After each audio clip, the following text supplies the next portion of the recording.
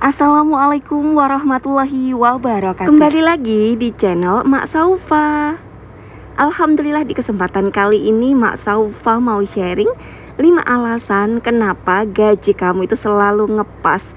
Dan selain Mak Saufa ngasih 5 alasan, Mak juga bakal ngasih 5 solusinya juga supaya keuangan bunda-bunda semua tuh semakin membaik tentunya ya. Semoga vlog emak kali ini bisa menginspirasi bunda-bunda semua dan juga bisa bermanfaat. Pernah nggak sih kita ngerasa kalau gaji kita itu kok kenapa sih selalu ngepas gitu loh? Kok nggak ada lebihnya dikit-dikit pun gitu? Nggak ada yang buat nabung atau susah banget buat nabung? Kenapa sih gitu?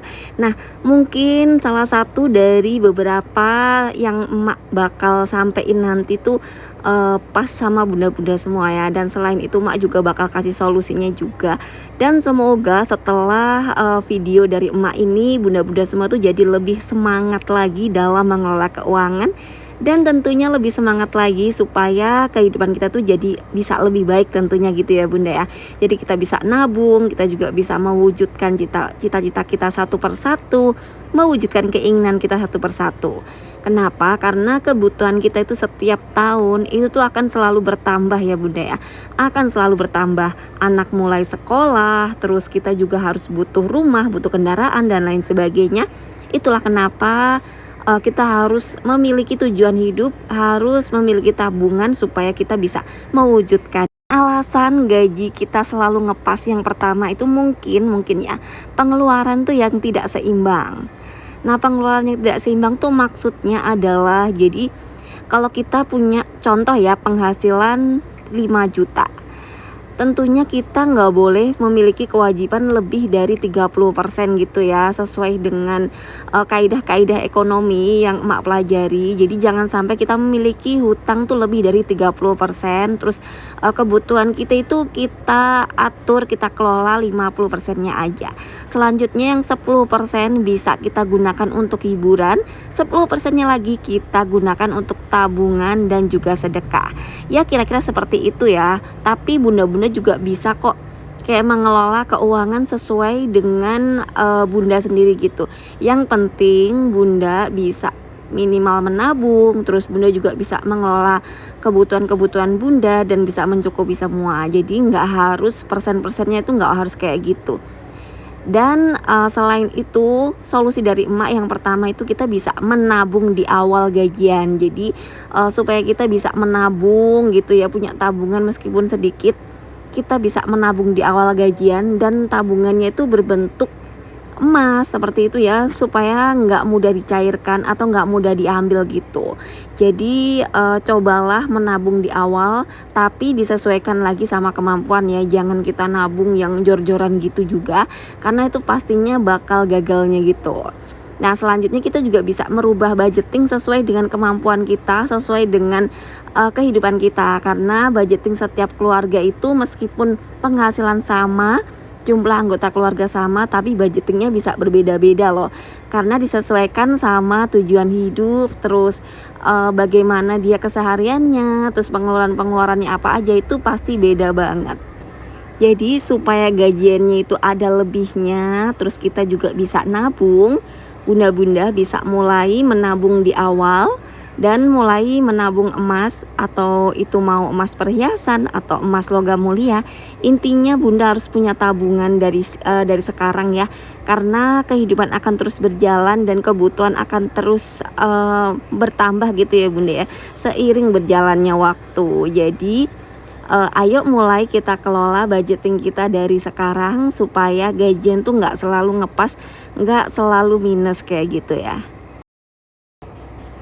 Dan alasan gaji kita selalu ngepas yang kedua yaitu adalah ekspektasi gaji. Nah kita biasanya ya kalau suami gajian, contoh ya gajian 5 juta sebulan, pasti pikiran kita itu kayak ih asik gajian gede, bisa belanja ini itu, bisa makan enak ini itu, bisa pergi ke sini ke situ gitu loh bunda. Jadi itu yang dinamakan ekspektasi itu pemikiran kita itu yang terlalu berlebihan gitu. Apalagi kalau kita udah bayar-bayar kewajiban kok sisanya masih banyak banget. Wah bisa beli baju nih, bisa beli tas, bisa beli ini, bisa beli itu. dan lain sebagainya. Biasanya seperti itu ya, ekspektasi atau kita itu udah memiliki keinginan-keinginan yang tak terbendung seperti itu. Dan padahal ada 30 hari yang kita harus belanja, yang kita harus masak, yang kita kadang ada kebutuhan mendadak yang kita nggak tahu juga. Makanya dari itu kebutuhan untuk budgeting itu harus diutamakan ya. Jadi dengan budgeting kita bisa tahu sisa gaji kita itu berapa, dan untuk kebutuhan itu untuk belanja apa-apa aja, untuk kebutuhan mingguan, bulanan, harian itu apa-apa aja kita catetin, dan sisanya berapa, apakah udah bisa ditabung atau belum. Dan setelah selesai budgeting barulah kita tahu, oh kita bisa belanja untuk baju nih sekian kayak gitu. Nah dengan di budgeting seperti itu kita jadi mengetahui dan bisa mengendalikan keinginan-keinginan kita gitu loh Bunda. Jadi itulah kenapa meskipun sedikit-sedikit kita harus mengetahui ilmu budgeting ya, untuk bisa mengatur keuangan kita atau mengatur keinginan-keinginan kita gitu loh Bunda ya. Jadi dengan begitu minimal kita bisa ngaturnya. Minimal sisa gaji kita sekian, berarti bulan ini kita nggak bisa belanja dulu nih, nggak bisa beli baju dulu, atau nggak bisa jajan dulu kayak gitu kan. Kita bisa ngerem keinginan-keinginan kita, dan mungkin bulan depan baru bisa diwujudkan kayak gitu. Jadi kita bisa bersabar, terus kita bisa ngaturnya gitu ya Bunda ya. Selanjutnya alasan yang ketiga yaitu bisa jadi karena biaya hidup. Jadi biasanya kita yang tinggal di kota atau tinggal dimanapun, kalau biaya hidup kita besar terus kita nggak bisa ngaturnya, tentu saja bakal kewalahan ngatur keuangan Bunda ya. Jadi biasanya kita udah berhemat seperti apapun, udah budgeting, udah ngubek-ngubek pemasukan, tetap aja kurang gitu ya Bunda ya, karena memang biaya hidup di situ tuh gede. Nah, gimana caranya atau solusinya supaya kita bisa nabung, terus kita bisa gaji kita itu bisa untuk nabung dan lain sebagainya. Yang pertama tentunya penghasilan tambahan itu sangat-sangat ngebantu banget. Yang kedua, kita juga bisa kok memikirkan untuk memilih tempat yang biaya hidupnya nggak terlalu gede. Ini tuh maksudnya bukan berarti kita pulang kampung dan lain sebagainya, bukan ya. Jadi kayak emak nih, termasuknya kan kota besar, tapi nggak semua wilayah Cikarang itu mahal gitu loh Bunda. Jadi kita bisa pilih tempat-tempat yang pinggiran, tempat-tempat yang kira-kira masih murah, masih terjangkau gitu. Pokoknya kita bisa kok sebenarnya kalau kita banyak-banyak belajar, banyak-banyak bertanya gitu ya Bunda ya. Karena biasanya kalau tempatnya agak-agak rame gitu, biasanya itu pengeluaran tuh gede, terus apa-apa serba beli, apa-apa serba mahal.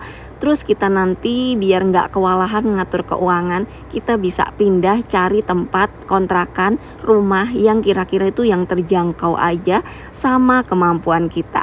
Itu tuh sangat-sangat ngebantu banget Bunda ya. Selanjutnya selain pemasukan tambahan, kita juga bisa kok kayak berhemat dan lain sebagainya apabila kita udah menemukan tempat yang pas ya.